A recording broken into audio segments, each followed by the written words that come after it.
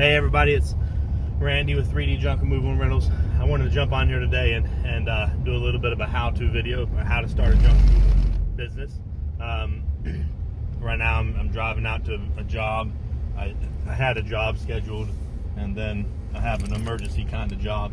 Customer that just called me and asked me to go check something out, and they'll be my number one customer. They've probably given me 12 or 15 jobs in like the last 2 months, and so I'm definitely sidetracking. Gonna go check their stuff out real quick before I do my other job. But anyway, so I wanted to do a video on the basics on how to start a junk removal business. If you followed me on any of my channel, you'll know. Let me start over. If you haven't followed any of my channel, then a little bit of backstory about me is I started this junk removal on the side back in about October, November timeframe of 2021. I was working a full-time job. At that time, I really didn't have my own trailer or truck other than like a business truck. And so it was kind of starting the business, but trying to, work around it and get borrowed trucks and borrowed trailers whenever I needed them. So it was a little bit of a hassle, but I just did it on the afternoon. I did it in the evenings and on the weekends. And you can go back and watch some of my videos I had previous. There's some where like my son and his girlfriend one night worked till like 2 in the morning putting together bunk beds. I remember that night.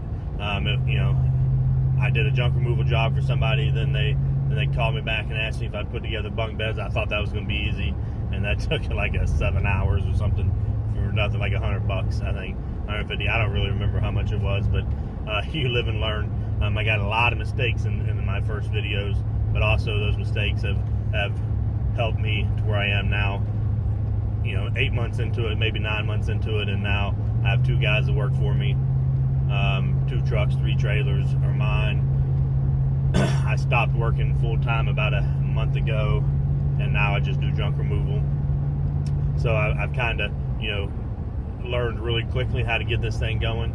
I did a lot of mistakes at the beginning, and so I'm trying to do a video to help you maybe along the way, and you don't have to go through the same mistakes I did.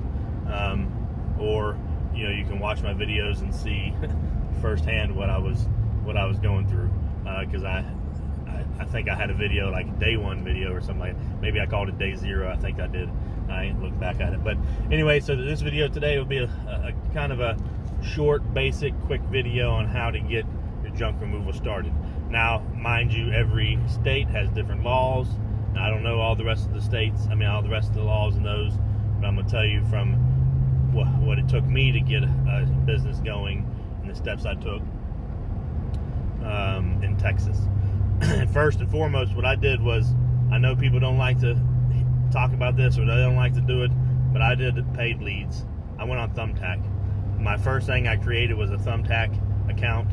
I made me a quick little logo. My company's 3D Junk Removal and Rentals. I did a very sketchy logo just so I could have something on the picture of it.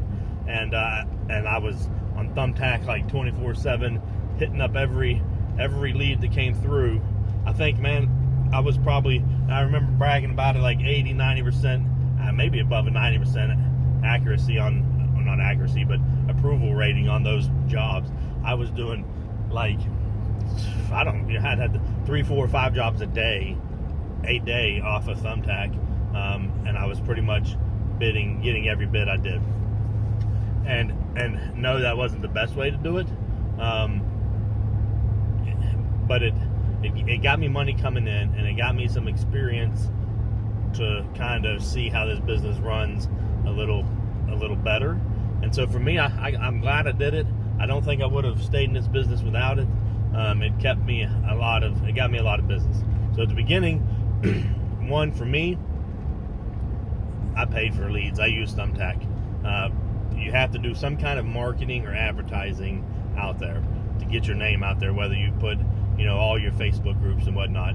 But for mine, it was this industry is like a instant industry. Like, a lot of people want it done right then, and if you don't respond first, they're just going to go to whoever responds first. So the biggest thing you got to do is figure out how to respond first, and you're going to get more jobs than the rest of them, as long as you're, and pricing it right. But so first and foremost, you got to get a name. You got to think of a name. I bounced around a lot of names before I came with 3D Junk Removal and Rentals. I talked to my family, talked to my kids. Actually, I even had a YouTube that was a little bit of a different name is what I began my YouTube with, and then things happened, changed. Weeks later, I changed the name again to what we have now, 3D Junk Removal, and that's what it'll stay at. But you got to figure out your name. You need to start your branding from the get-go. You need to come up with something that people can remember you by, and that would be your name, first and foremost. Once I got my name, then I started the advertising, which I used Thumbtack, and then as fast as you can, get some insurance. Your insurance, I know there's going to be some people out there that say they don't agree with it, that you don't have to have it. There's some people, pretty sure some YouTubers out there that say that don't even really have the insurance yet. But I'm telling you, that insurance, well, it'll save you if you really need it, but more so, it's going to bring you more business than the next guy that's on Facebook, because the majority of them don't have insurance. As long as you have insurance and you advertise that you're insured, that's going to get you a lot more work than the other ones. And getting your license, by that, for me here in Texas, it's just what kind of business entity do you want to be? I'm an LLC. That's what most people are going to be. So you need to pay that money. It's like in Texas, it's like $300 to get your LLC and get set up legally, so that then you can advertise that you're licensed and insured, and that right there is just a step above everybody else. But you got to get that name. You got to get that to be legal. You got to get that insurance and that business entity set up. Once you do those things, marketing and advertising, like I said, I went with Thumbtack. I did it for about the first probably 2 or 3 months, and I didn't agree with the amount they were paying, but I did it enough where I started getting, out of those 2 or 3 months, I started getting a solid 3 or 4 repeat customers. And those repeat customers, you start getting your name out there, people start calling you multiple times. You kind of step away from Thumbtack. Well, I stepped away from Thumbtack, and yeah, my sales went down a little bit at that time, because then I was relying on the repeat customers. But that's when I stepped up my game on the local groups, Facebook groups and all that. And then, just slowly, it's just a ball that rolls down the hill, getting bigger and bigger. Slowly and slowly, I'm getting more repeat customers. My name is getting out there. You got to be willing to jump through hoops for your customer, because if you don't, that next guy's going to. I mean, 8 o'clock on a Saturday night, if they text you and they need something done, if you don't go do it, somebody else is. I know there's a lot of people out there that may also only stick to the 9 to 5, and if that works for them, so be it. I don't do that because I know that for a lot of these customers, they want it done right then, and if I can't provide that service for them, they're going to get it somewhere else. So I work pretty much 7 days a week. Yeah, there will be some days that I'm, if I'm doing something with a family, I'm not working that day. But for the most part, you better be getting ready to work a lot of hours.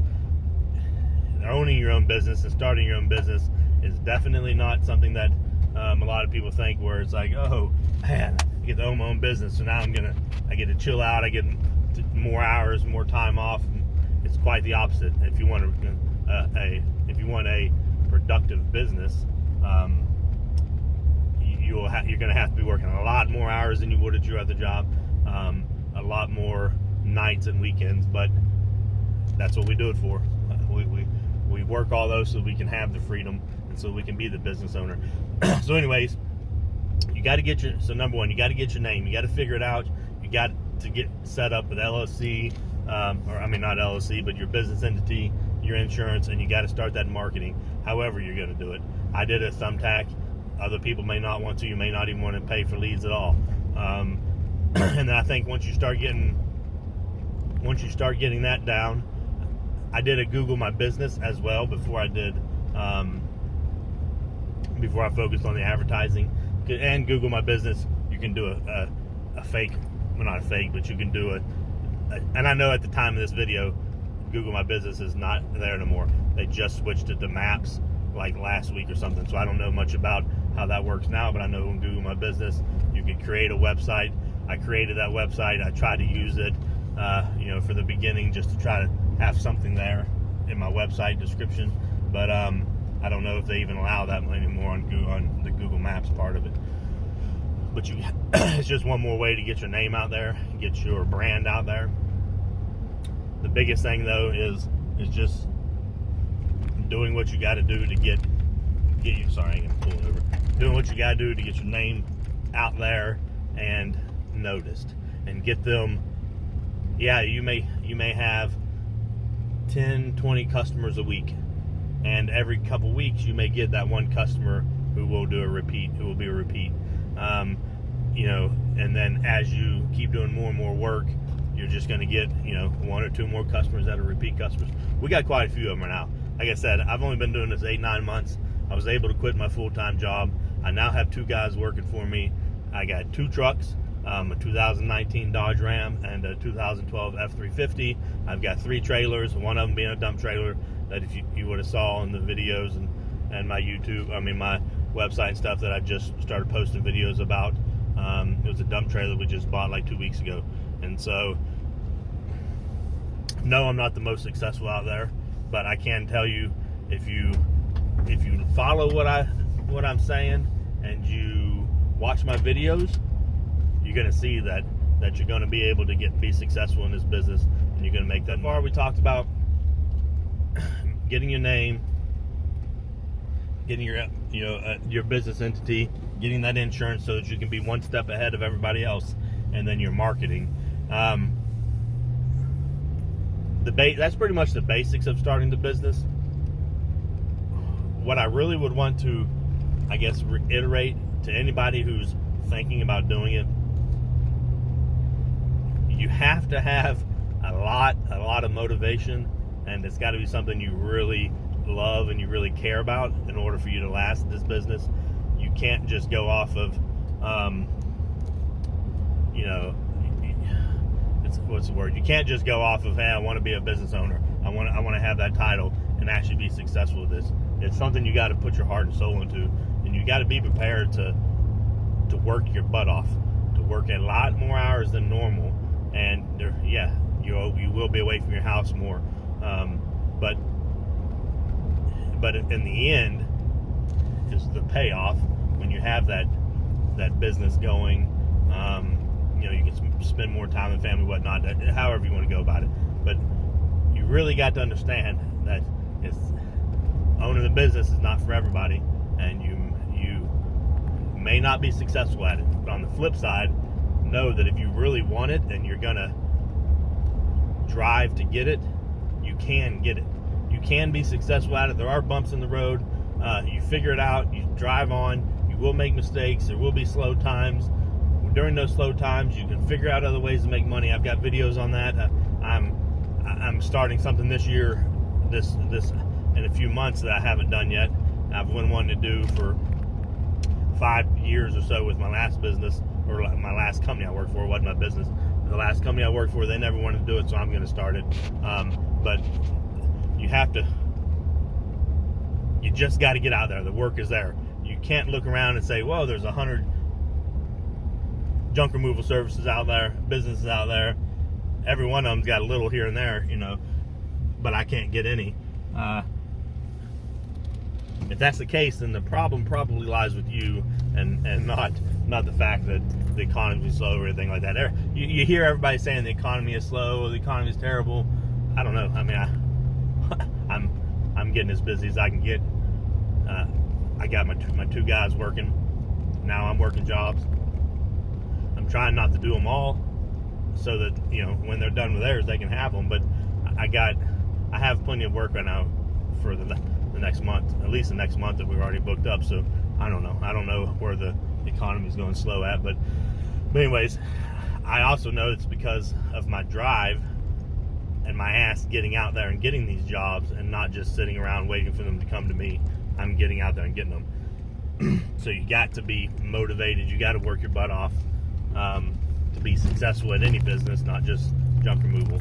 So anyways, real quick, that's a very, very quick little video on how to start a junk removal business. That's part one. I may go into part two, depending on what you think about this one. But trust me, I've done it. I've only been in this business 8-9 months. Left my other one, and, now I got 2 guys working for me, plus multiple trucks. And here in the next 3 months, I'm probably going to add another dump trailer and get rid of one of my other smaller trailers I got, and we'll just go all dump.